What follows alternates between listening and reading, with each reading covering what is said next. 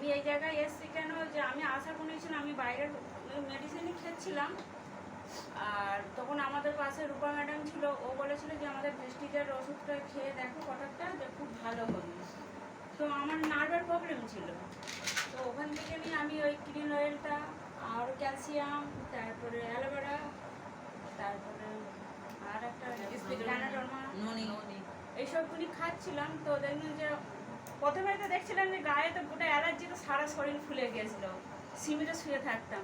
স্যারকে আর বেরিয়ে গিয়েছিলো, যে দেখলো পুরো এমনি খোলা, পুরো চাকচাক লাল লাল হয়ে গেছিলো। তো স্যার বললো যে না, এটা ঠিক আছে, কিছু করতে হবে না। তো দেখলাম 2-3 দিন ছিল, থেকে পরে ভালো হয়ে গেছে।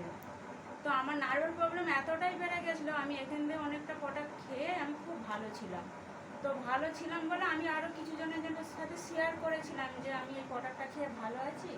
তো পুরাও খাই, মাজন, সাবান, আমার কাছে কিছু কিছু লোক ব্যবহারও করতো সব কিছু নিয়ে। লকডাউনটা পড়ে যাওয়ার পরে অনেকে মারা গেছে, অনেকে বসে গেছে, নিতে পারে না। কিন্তু আমি আমি অনেকটা সুস্থ আছি এখান থেকে নিয়ে, একটুখানি আমি বলবো আমি খুব ভালো আছি। মানে কি সমস্যা হতো আপনার নার্ভের? নার্ভের তো প্রবলেম ছিল, তারপরে আর অনেকে মেয়েদের অনেক কিছু প্রবলেম থাকে। আমি হ্যাঁ, গাইনির প্রবলেমও ছিল। আমি অনেকটাই ভালো আছি, মানে এখন সুস্থ এগুলো এখন আমি ব্যবহার করুন? সুস্থ। আমি এখন সুস্থ মানে কি, আমি কোনো সেই রকম বাইরের কোনো জিনিসটাই ব্যবহার করি, সবই ভেস্টিজ থেকেই ব্যবহার করুন? ব্যবহার করি আমি। Thank you madam, Rina madam. ভেস্টিজটাকে বিশ্বাস করার জন্য অনেক ধন্যবাদ। এবং সুস্থ হয়েছেন, এটা মানুষের সাথে বলা যাবে কি যায় না?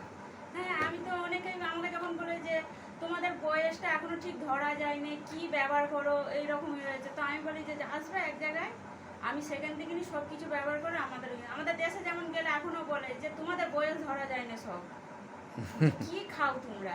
Thank you.